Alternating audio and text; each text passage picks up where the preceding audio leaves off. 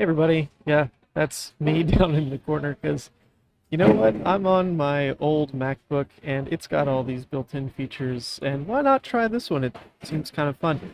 I'm on the road to Gen Con right off the back of Pro Tour Amsterdam, right off the back of the Realm Fest 5K, and because of that, I haven't been too on top of content. But if you've been following the Twitter, if you've been following the Discord, if you've been following Fabric, of course, then you might have seen Ball Breaker Levia as my deck of choice in this recent metagame. In fact, truly it would have been the deck that I played at Pro Tour Amsterdam if I'd been a player instead of doing the broadcast. And I've put a lot of work into this deck. It's something that, as a team with Runaways, we took quite seriously in this testing cycle to try to break Levia potentially, since we knew with Shadow Realm Horror, there's absolutely something there with the power of this deck. Of course, in National Season, she had a pretty solid run. And then, spoiler, she didn't make top 8 of the Pro Tour. And the crazy part about it is, like, I'm not surprised, and I don't think a lot of people were surprised. The deck is very powerful, and while that was the more traditional Art of War Mandible Claw type of list, this one is different. This one is with one Mandible Claw, and with a Ball Breaker, and with a mini Meat Axe in the sideboard. So if you want to see the breakdown of the deck more in full, I wrote an article that went out last week about the deck, kind of talking about the history of what went into it, some of the card choices themselves, but there's no gameplay of this deck. You know, all that is quite lacking. So I wanted to go ahead and, while I'm waiting at the airport for my flight to Gen Con, see if I could make a quick little video. Let's still go ahead and do a quick recap of what this list is doing, because I get a lot of messages about it actually, and I don't think everyone is well aware of the power that is Ball Breaker. So the main question that everyone has, of course, is why Ball Breaker over the second Mandible Claw?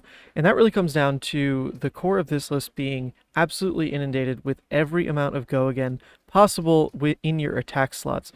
So Pulping, Wild Ride, Shadow Realm Horror, Dread Screamer, Agility Generators with Smashback, Ailhorn, Clash of Agility. You are laden with ways of starting your turn with not only one go again, but weaving in a second go again attack as well. And when the cost curve is such that it costs 2 into 2, if you're doing that all from a strong blue base, then what you're looking for in those turns is a Chain Ender that also costs 2. And the problem with going for something like a Swing Big in that slot is, of course, it demands an entire extra card, and also when some of your go again is tied to a draw discard, which is a bit of a random effect, right?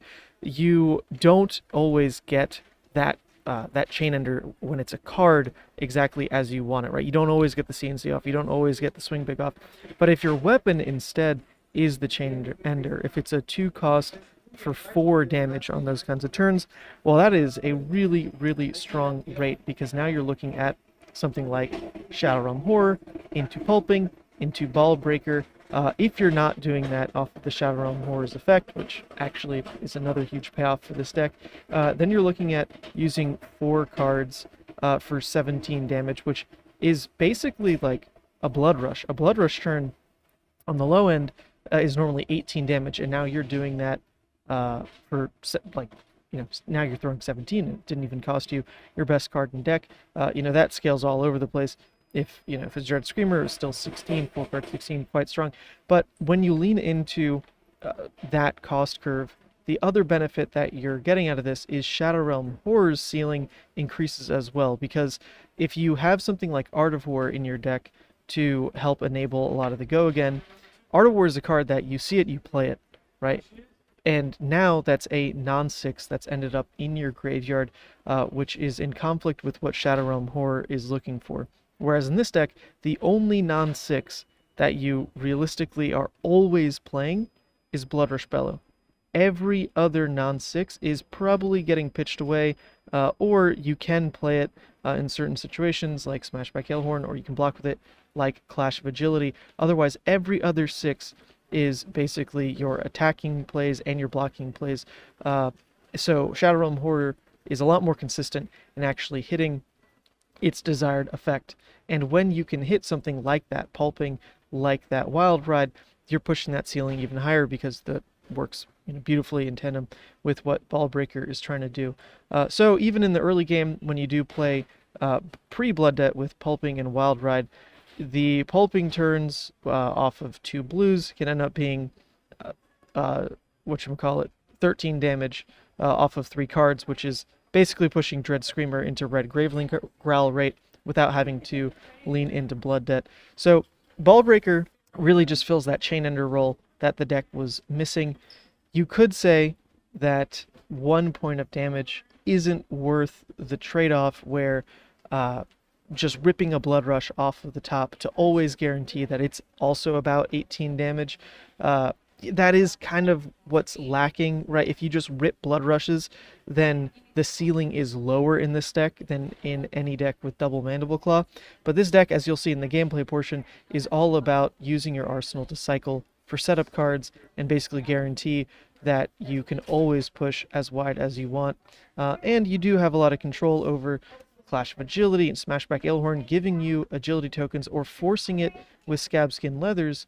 And in a deck with double Mandible Claw, sometimes there wasn't always that payoff for having that extra agility. Well, now there absolutely is, because you just get to use your weapon in a situation where maybe you would have preferred the double Mandible Claw.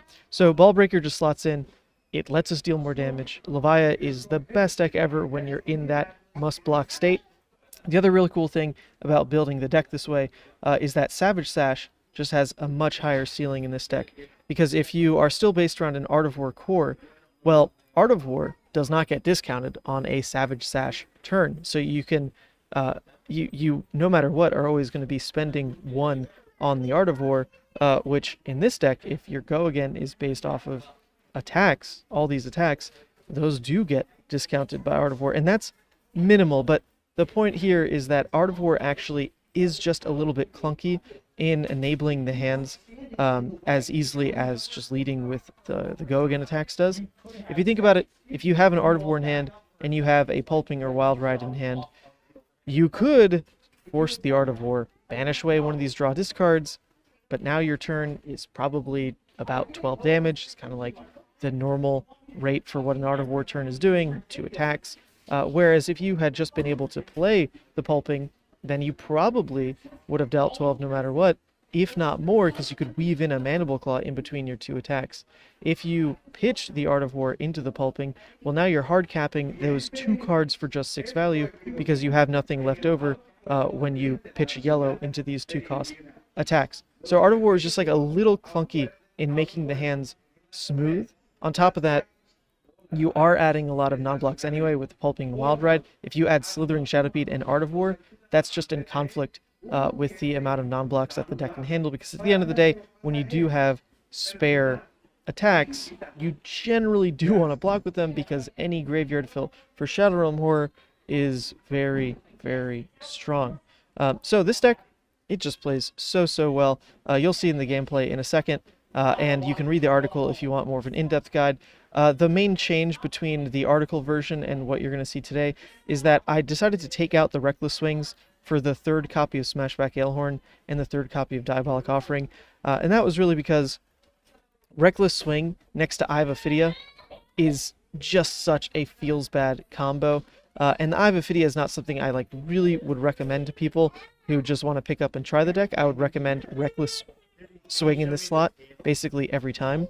But for me personally, I do own an Eye, so I'm going to run the Eye, and I just couldn't stomach running it next to the Reckless Swings, on top of the fact that extra agility generators, when you start to add in that 1 Smashback, you start to also want more payoff next to that agility, which is these 1-costs like Diabolic Offering. Those cards just make these 2-cost 6s look as good as Dread Screamers, as good as the Pulpings, because now the flexible yellows that you're including in the deck still work into these 3-card plays really, really well. So that's the core of the deck, and honestly, there's not a lot of wiggle room in this thing. I really like where it's at. I've seen a lot of people on the Discord complain about the Graveling Growl count, but I promise you it is very core to the ceilings you're trying to hit with this deck. And as you'll see in the gameplay, the arsenal rotation in this version of Levia is quite different than previous builds. Lastly, I want to just touch on some of the sideboarding real quick, because that wasn't super clear in the article. and that is weakest link into our worst matchups, Zen and Dash IO. I'm taking weakest link over the yellow Hungering Slaughter Beast because this is more of a flexible card. It's a balancing agent when the game is going a little bit longer. It helps smooth out every hand that you could ever draw. But in a short game versus Dash IO and Zen, I'd rather lean into the ceiling of using weakest link, especially in these turns where you could potentially, if you got to go for it, you got to go for it. Hit Scab Skins, play weakest link, close the chain, play Shadow Realm Horror, play weakest link again. You're trying to work weakest link into these wide turns where you present the on-hit effect perhaps at the, as a third chain link, and you got them, you baited them into blocking with equipment early because they wanted to go for the pop-off, or it's in just a very awkward hand where they have to block down anyway. Weakest link is the highest ceiling possible in that kind of hit effect because in theory it's 12 value. If you actually get the hit through, then they are discarding a card, you are drawing a card, and you presented 6 damage. That's 12 value versus the ceiling of 9 value in a CNC, which is 6 damage plus taking a card for them. And it's really about pushing for the ceiling in those matchups because they are not very fun. And then I've got Snag, and I would run 2 Snag into Victor over Clash of Agility. Otherwise, you run 3 Snag into New over the Smashback Ailhorns. And that's really because this deck isn't trying to block all that much. It's definitely leveraging all of its armor to block more than it wants to block from hand. But Snag generally can 2-for-1 really, really easily, where New comes in with an attack, you block with a small armor piece, they are forced to pump over it, you snag, and all of a sudden their damage falls off, and you do need time into New to find windows to actually play the game. Not every turn cycle is going to be very friendly to you, so if you can slow down their damage, that generally buys, like every time you see Snag, it's like buying 2 turns out of the game. It's crazy. Just because of how effective it is versus the cards that actually let them land their damage, land their disruptive hit effects. Then you've got Beaten Trackers, Grasp of Darkness, and Skullhorn into Kano specifically. I like the Beaten Trackers because of Mini Meataxe, which is another key card over the Ball Breaker into New, just because of Graveyard Fill in that matchup. Not every turn cycle is super friendly for you to block down with cards. Their turn might only be stealth cards. So Mini Meataxe helps balance out the game and let you play it the way you want with extra graveyard fill. Teklovossen, it's incredible. Into Kano, it's incredible. Into Kano specifically, you can force your turn with Beaten Trackers and Mini Meataxe to pop off when exactly you want, which is really, really strong. Then we've got Gamblers into Prism and into some builds of Enigma. Carrion Husk into matchups like Azalea, into Victor. I'm actually liking it into Enigma right now as well, just because they're running a lot of disruptive effects, but that's basically the call you make is, do I need to block big on hit effects, where Husk is guaranteed to get like 2 cards worth of value? Then I'm going to run Husk. If Husk is like questionable, it won't always get 2 cards worth of value, then I'm probably going to run Savage Sash, just because of how synergistic it is with the way that this deck is built. Then lastly, Spoiled Skull. Spoiled Skull is so strong versus, obviously, the Rune Blades, but you can also take it in alongside Savage Sash to just be the most toolboxy deck in the game. You can do that into Teklovossen. I take it into Victor as well, and it is just an absolute powerhouse of a card. If I could take Spoiled Skull and Savage Sash into every matchup, truly the lines with Levia would be limitless. But she is flexible. She's just got all these great armor pieces. It's up to you to make the call on what exactly you prefer to run in those slots. There we go. That is the entire deck list. A little brief rundown before we get into the games because I wanted everyone to know where my head's at with this list.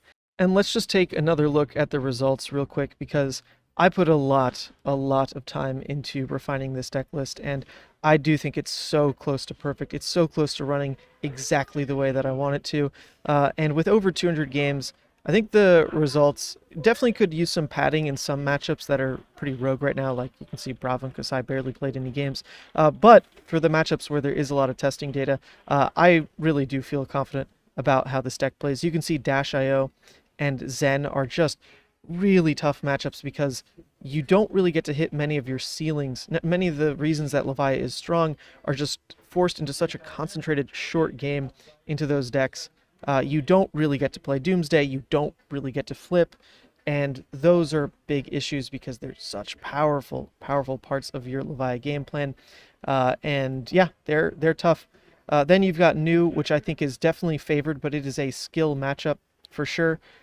Very not a very fun game to play, I'll admit that. But there are positions in that game where you feel in control, and new players get very uneasy about those spots because they think that that matchup is so free for them. So definitely play that matchup a lot, and you'll kind of get to where blocking with armor feels a lot more intuitive, and you can make big headways in that matchup. Because that's really a lot of what it comes down to, is calling their bluff or understanding what hit effects you can play through that aren't going to impact your overall game. Maybe they're going to impact this turn, but they're not going to impact your overall game that you need to win. Apart from that, I feel very confident about this deck into basically everything else. So let's just go ahead and show you all some gameplay. Okay, this is our probably second worst matchup, but I am willing to give it a go because we're here for science. We're here to show off what the deck can potentially do. So into Dash.io, we're going to treat it much like Zen, where we are going to be a little bit greedier, siding out the yellows for the weakest link. We are playing Sash in this matchup, so that helps equalize the fact that we're reducing our resource base. So we don't run Carrion Husk because it's very hard to get full value in this matchup, on top of the fact that it is going to be a race. And if Savage Sash can help us present lethal first, since we're assuming that we misflip almost every time in these kinds of matchups, then, hey, that's pretty high value. So we're going to go for that. It's also a little bit of graveyard fill, where when you're racing, if all you're doing is using a card for 3 value on block, that's probably a losing proposition. I mean, you're going to block when you have to, or you're going to block when your hand's non-functional, but otherwise you're trying to push your hands for better rate. So, yeah, Savage Sash just, works really well in that type of mindset. So they're going first, and pretty fortunate for us. Looks like their turn kind of sucked. So we're going to go ahead and get Graveyard Fill out of this deal. Get all the way up to 3. Should be pretty hype. And then they don't run D-Reacts, but I think we're always launching this Pulping anyway, to be fair. And we go ahead and hit the Mark the Beast. Okay, so this is when you start to see the power of Ball Breaker in this type of situation. We've got Pulping into Mandible Claw into Ball Breaker. That is a 3-card 13. 3-card 13, folks. And we're setting up a Pulping in Arsenal. So going second, this is absolutely the kind of damage we're looking for. And able to play, realistically, like a pretty strong 5-card hand, especially drawing up to the Blood Rush here. So we probably want to block with Savage Sash just because we are leading with a yellow on this turn. Whatever damage they throw, we are not really going to pivot this hand on defense ever. It absolutely wants to play big. Absolutely, absolutely. We might throw Scowling. I generally try to save Scowling for when they're going for some kind of high Octurne play, because then you're kind of getting twofold value out of the Scowling. It's not only blocking the damage and the intim as it does normally, but you're also pushing back an extra action point off of the high Octane in theory. So we're just going to let this be. The other consideration, though, would be max velocity really matter. Honestly, max velocity is just vanilla damage, and if we push him off it now with Scowling, it is what it is. We're a little bit insulated from Pulse Wave absolutely blowing us out, but of course they can take the yellow, and that would feel kind of bad. But we have the Savage Sash, remember, so I think we're fine. Maybe even leading the Blood Rush off the red. But when they look at this hand, I think they're probably most scared of the Shadow Realm Horror. It depends. It depends. Yep. Makes sense. They're a little scared of Shadow Realm, aren't you? Aren't you, aren't you? They get their own Boom Grenade off the top. Into Symbiosis. Okay, so it's just a race, people. It's just a race. Alright, and now we've drawn... Well, in theory, if we pop Sash, this turn could be Claw into Pulping into Boneyard Marauder. It depends on whether we keep that Boneyard Marauder, right? So we could also just go Claw into Boneyard Marauder, save the Pulping for our next turn, in theory. Our next 5-card hand. Our next Sash usage that looks a little bit better than this. So I'm down for that. I am A-okay with doing that. We'll just throw a 3-card 13. It's what we did on the first turn, 3 card 13. It's all we've been able to do. Also clearing out the potential for a full miss, which is nice.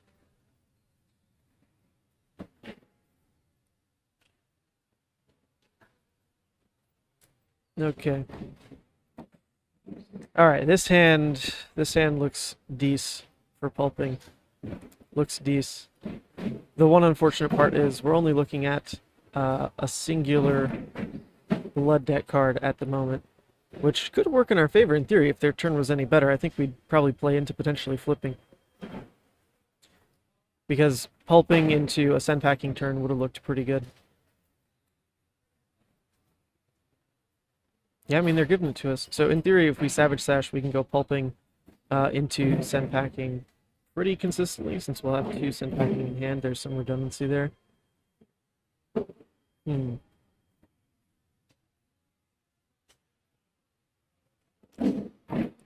These are very strong banishes as well. So let's think about that. If we block, take 4 down to 17, that just does it automatically. So I think we'll use that to our advantage. It would have been very inefficient to block that anyway.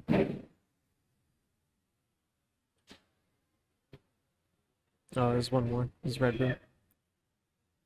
Okay. Okay. Yeah, you can undo that. It's all good.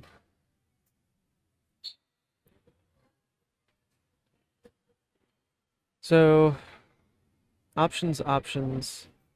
They're just feeding into our flip, which is nice. I don't think we need to use Savage Sash in theory, because now we've got pulping into send packing just as is. We can save the Savage Sash for something a little bit spicier after the fact.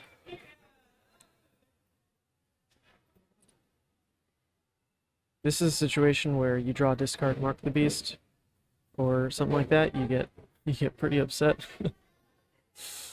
That happens. It actually does happen. So, pulping. The Diabolic in Arsenal is actually pretty strong with the go-agains that we have here. So I think we'll just let that be. We could also set the send packing and then look for a Savage Sash to use it later, because in theory, like, Shadow Realm into send packing would just be like a 1-card play at that point, which is pretty good. That actually is good enough in this kind of endgame that, yeah, let's try that.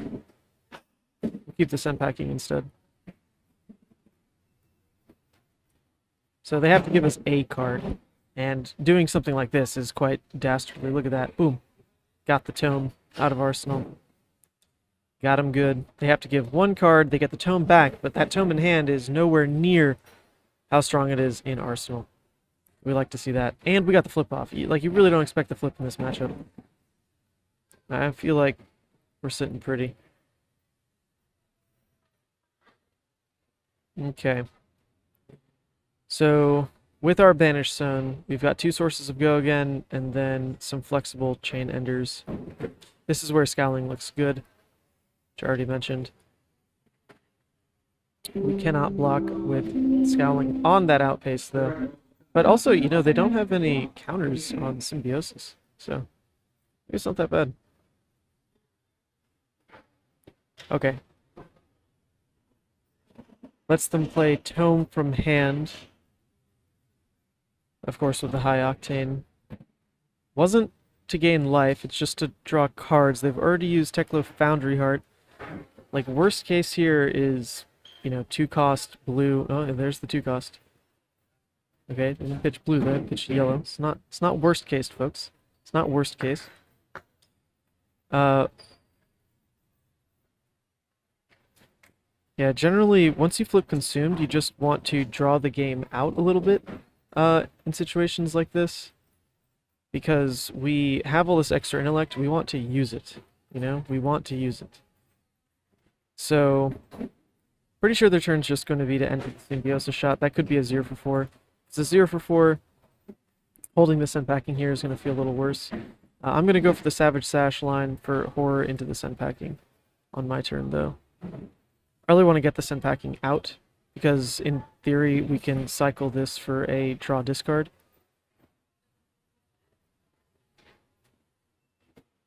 The draw discards can get a little clumped in hand if you don't have an open arsenal, so that's one of the reasons to push for that there. Plus, it's still disruption, right? It's still disruption. Here we go. We hit a twin drive. Pretty powerful one. They'd have to give 2 cards they want it back, but with the Techlo core, yeah, it seems like an easy choice for them, honestly. Okay. Another Shadow Realm is very strong with the fact that we have a Boneyard. Yeah, they did boost, so they're probably just looking for an item off the top. So, in that case, I'm fine to take 2 damage to park the Graveling, I think.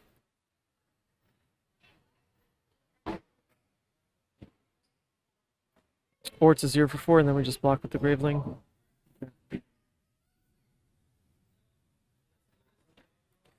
Now we get to do this into the Boneyard, Arsenal Graveling, and the Graveling is at least set up pretty decently for the blue Dread hand, as long as we draw blue. We still have so much armor. I actually think I should have blocked with the Apex Bonebreaker on the Twin Drive. It's absolutely my bad. That was my bad, that was my bad. Oh, we have our blue though, and the fact that we have armor up is probably going to come in handy now with the Boom Grenade, so maybe we're just that smart. Maybe that's what it was. We are geniuses.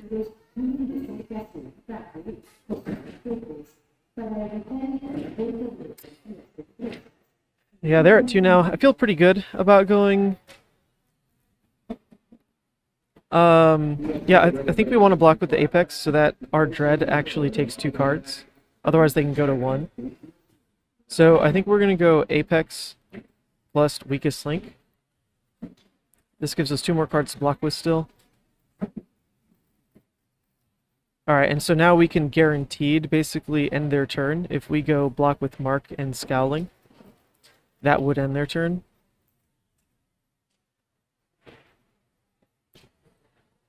I think that's what we want to do in this position. Guaranteed end their... I mean, they'll get Symbiosis shot, but who cares about that one? Look at all those resources. Can't do nothing with it. Well, they could play an item off the top in theory. Okay. So right now this would come in for 5 and then 7, which in theory takes 2 cards. They go to 1. If we just go 7 into 7, I think they just die. So can't believe we didn't point this out first. But that'll be the play, 7 into 7. I guess this consideration was don't block with Scowling because we could whiff. That was kind of wild. Didn't even check for that. Didn't even check for that. Wow, we're actually going to win like our worst matchup here. This is great, people. This is fantastic. Yeah, it's kind of tough. I can't see the Scabskins because my head's in the way, but I'm pretty sure it has 2 block left. So we kind of threw a little bit. We should have blocked with Scabs on the Twin Drive. But hey, that was pretty solid. And see how that looks. Good luck, have fun. So into Uzuri, I find Uzuri to be like an easier new, because we don't really need to run the snags. We get a lot better, guaranteed rather, Scowling and Fleshbag value, and we don't need mini meetups. So the Ball Breaker actually gets to push its +1 value. So hopefully this is a pretty good game, because it's normally a fun one to play. I'm getting worried because my flight is in like less than an hour now, and I need to play the Uzuri game, which could be long, trim out some of the video, and then upload it to YouTube. So let's see if we can... Oh man, I'm scaring myself with that timeline. Let's see if we can do it. Alright. Uzuri, Uzuri, Uzuri. I absolutely loved seeing Shomo win. He was such a pleasure to talk to. You know, during the broadcast, I didn't handle like the interview sections, but you know, he would come to the back and the casters would just barrage him with questions. Oh my god, like how, like that was so great, like your game was so cool. Blah, blah, blah, think, you know, they would just talk his ear off, and he was just so patient with everybody. He was so fun to listen to, and I went out and thanked him a couple times for being on stream. And yeah, it was great. He's just a great person. Absolutely overjoyed that he won. Okay, well, our turn is pretty lame. It's just throw 6. But we're going to get a good arsenal out of it. We're going to get a good arsenal. Endless Maw, fantastic. Really strong into Uzuri specifically, because if we ever just like block 6, we can Endless Maw, cycle in a new card. Yep. Okay, chose E-Strike, go again. Well, our hand is really not primed to reset Arsenal. Remember, we want to normally park a draw discard in Arsenal, so we want to cycle out the Endless Maw this turn cycle, and probably not fill it with one of these. So I'm assuming I probably get to block here, and then block 2 on another attack. Maybe I only get to block 1 on another attack, and then we'll just park the Graveling in Arsenal. That's like the backup plan. Okay, yep, so it's an Isolate specifically. With Isolate, we could go for...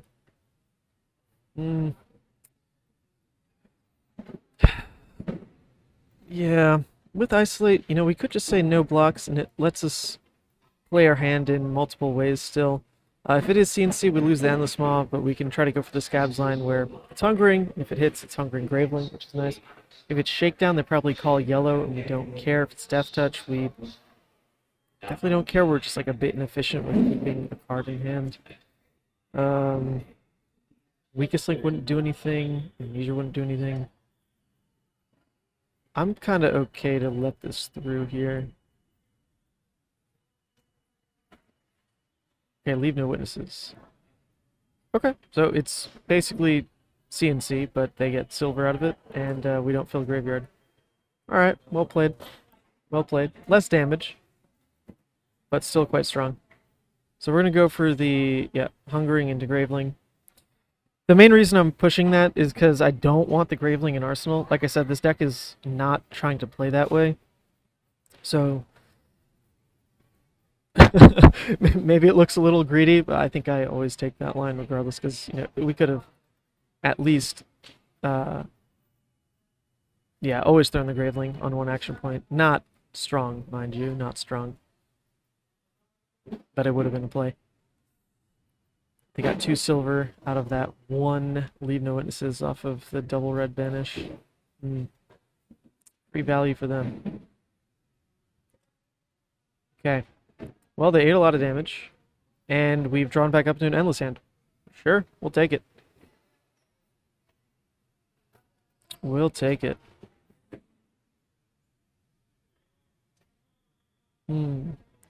Graveyard's looking a little light, though, because of the leave no banishing instead of destroying. Definitely need to block down with at least 1 card. Likely want to block down with 2, because if we're going to put one of these in graveyard, I do prefer the Boneyard in this situation. It's still better. It's still better with whatchamacallit, with like the 2-cost draw discard, so you can just end with the Boneyard in Arsenal if you ever need to scale your hand that way. This seems like a pretty face-up shred into Codex. Watch me call it like that. Watch me call it like that. If that is what's happening, that's pretty tough. That's pretty tough. I feel like a Scowling is pretty low value here, but it does nullify that play completely. Normally, Scowling's just so strong for a swap type of play. But it gets us graveyard, it gets us, 2 graveyard, lets us play Endless Maw, and it lets us Arsenal Boneyard. That's kind of all the things we want to do this turn. It is. I think we're going to do this. It just checks all the boxes. It's everything we want to do this turn. And in theory, IPs them. In theory. Not the ceiling of what this card can do, but I think situationally it's just worked out that way for us. We now get the Endless Maw play, which damage-wise looks great into this matchup. And we get to Arsenal the Boneyard. We haven't seen any draw discards. We haven't seen any. So that bodes well for the effectiveness of this Arsenal target. Also, I think their Arsenal is not a D-react from how they played that last hand, which is also pretty nice into like the pulping draws. Okay. Yep, so their Arsenal was a weakest link. Okay, interesting. So they were maybe trying to go... Okay, so I would assume that the card I intimed was the Codex. But then their Arsenal was weakest link. So I guess if the Leave No Witnesses hit, they were just going to black text into weakest link. Which, like, I understand that play. That makes sense. Okay. So right now we can guaranteed get Shadow Realm off. We can just block like this. I guess we don't guaranteed get the Graveling would be the one issue. The other thing is we can guarantee the Doomsday. I see. I see. Well, no reason not to guarantee Doomsday, right, folks? We'd have to block with armor to make that happen. Oh, well, that's the issue, right? That's the issue. So if we go for that, then we're blocking armor. Which, like, do we really want to block armor on a weakest link? Nope. I believe in Shadow Realm hitting Graveling this turn. That's what I believe. And if it doesn't, we still 3-7. No! It didn't hit the Graveling. It's okay. We're throwing 7. We're throwing 7. We still haven't seen any draw discards. There's 6 in the deck. There's 6 in the deck, folks. Oh, so unfortunate. Just we threw away 6 damage. So then if we had gone for the Doomsday line...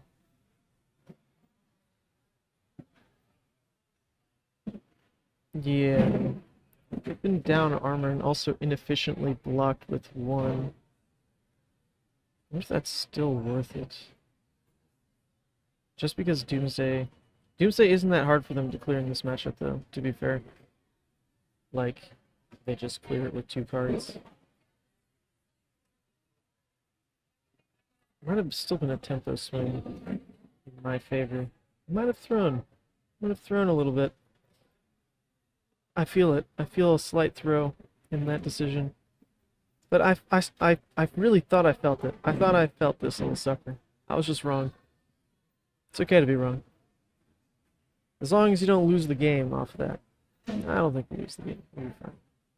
See, it's just a death touch. Who cares about that? Who cares? Just a death touch. Yes. Black text me. Yep, there we go.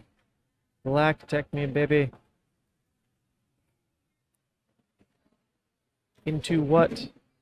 Doesn't matter what it is. I bet you I can block it or ignore it. They chose Inertia. Okay, so now ideally we play out this whole hand. That's going to be tough. Depending on whether we draw resources, though, it is possible. It would be possible. Okay. So it's kind of tough because if we're looking to flip, we want to turn to take damage, but that's only going to really work out if we can ignore the hit effect. So with the Inertia, actually it kind of opens us up to ignore a lot of the hit effects, to be fair, right? So next turn cycle, we might just want to eat all their damage. Something we'd look for. Flipping into Uzuri is, like, pretty powerful because they don't have any unique defenses. So if you just flip and then get off, you know, you're like 4-wide Blood Rush, they do still just die to that kind of thing. The only deck that, like, maybe survives through that well enough is, like Victor or, you know, that's maybe, like, Riptide, Victor, like, other decks do just die. We haven't seen any Blood Rushes yet, so that's a consideration. This is a pretty good flip hand, but we'd have to take a lot of damage to get to the flip, which I don't necessarily think is what's going to happen.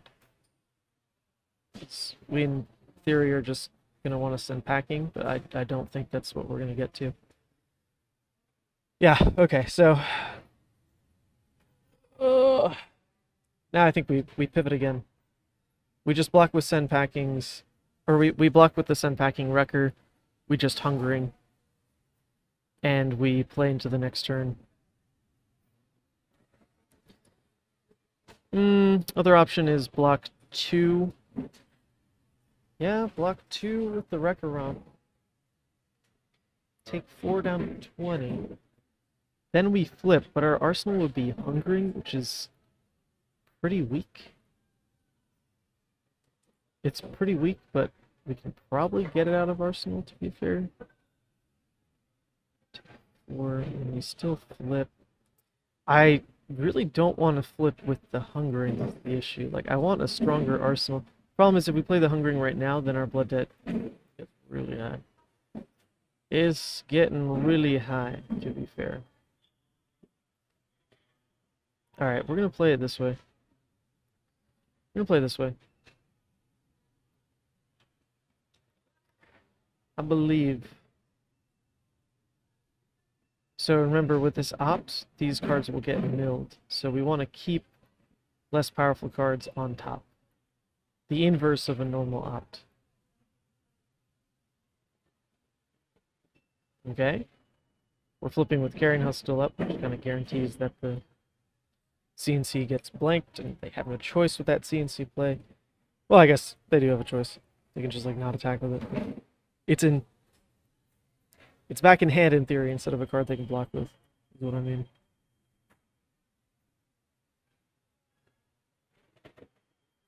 This does feel like a risky flip. I'm not putting a powerful card in Arsenal at all. 0%. This card is no bueno in Arsenal right now. It'll be fine with like a smashing, smashback Ailhorn or something.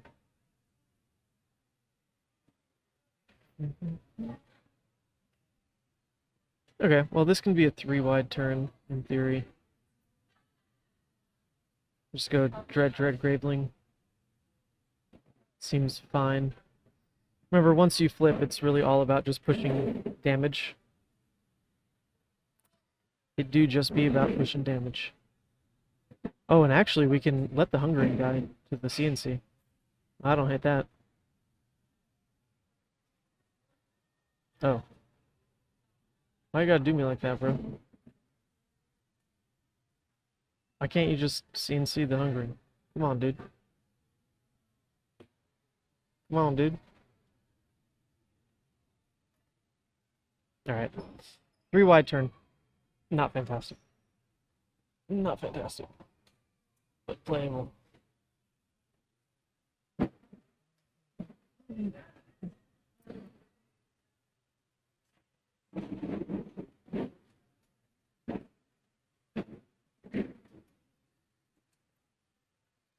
We haven't milled any blood rushes, to be fair. We will still have a go again with the blood rushes, to be fair. The issue, though, with Uzuri over New in this kind of situation is Uzuri does block better than New in these kind of late games because they don't have Transcend cards.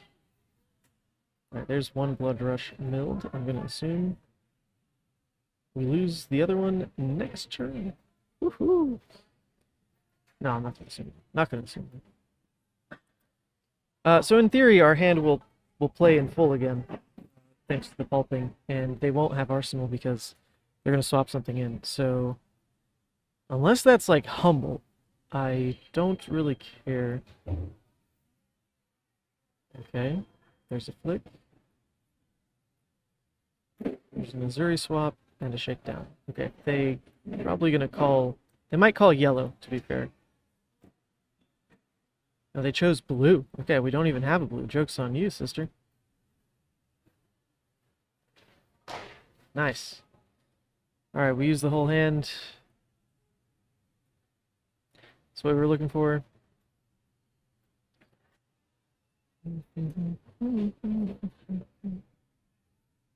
I am also going to roll scabs in this hand because, in theory, Oh, actually, I don't have to. I can play out the endless one in this kind of situation.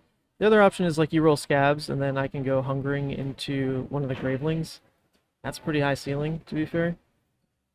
But the endless maul will guarantee land damage in this situation, and that's enough. That's all we're looking for. We want to like land real damage without using our go again from here yet. So the endless maw, absolutely safer line. We always get that, right? Because they only have 2 armor block, they've got 2 cards in hand. Endless maw will deals the damage. If that wasn't the case, let's say they like still had 3 cards in hand in this kind of situation, I think then I'm forced into scabs to get the, at that point, 3 real damage across. It'd be a similar position as what we're looking at here. Because 12 would have been 3 real damage if they had 3 cards in hand. They only have 2, so 9 is still 3 real damage.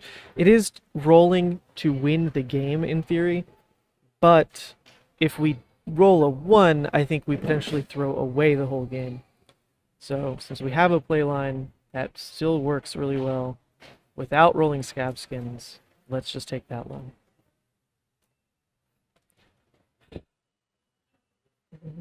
There's still more games to play. I feel fine about this. And we even caught him with a 2-block. Pretty good. And there's 2 blood rushes gone, folks. Fantastic. Oh! Okay. This game is losable. Game? This game? Losable. No, I think we're fine. In all reality, we're fine. Because now we can play out the whatchamacallit. We can now realistically get an endless maw turn into something else for the win, most likely. It is going to be unfortunate though if the scabs doesn't hit, then we're only throwing 3. Okay, yeah.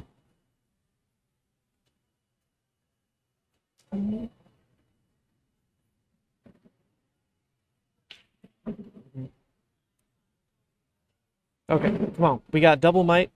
We got an agility. Let's kill him. Let's kill him next turn, team. Let's do it. Ooh, Doomsday. It's looking good. It's looking likely. Yeah, I feel it. Alright, Doomsday. Let's get this endless mod going. Yeah. Endless maw for 11 into the Blasmo. We should get him. Alright, I don't think this game... Yeah, this game was not played perfectly. Took some interesting lines, but I think you can see how the deck plays out. Also, talking through some of the decisions on like how arsenal choices change was really interesting. So hopefully y'all learn from that. I think this deck is fantastic. I think it's so much fun. And just to reiterate, look at these results, man.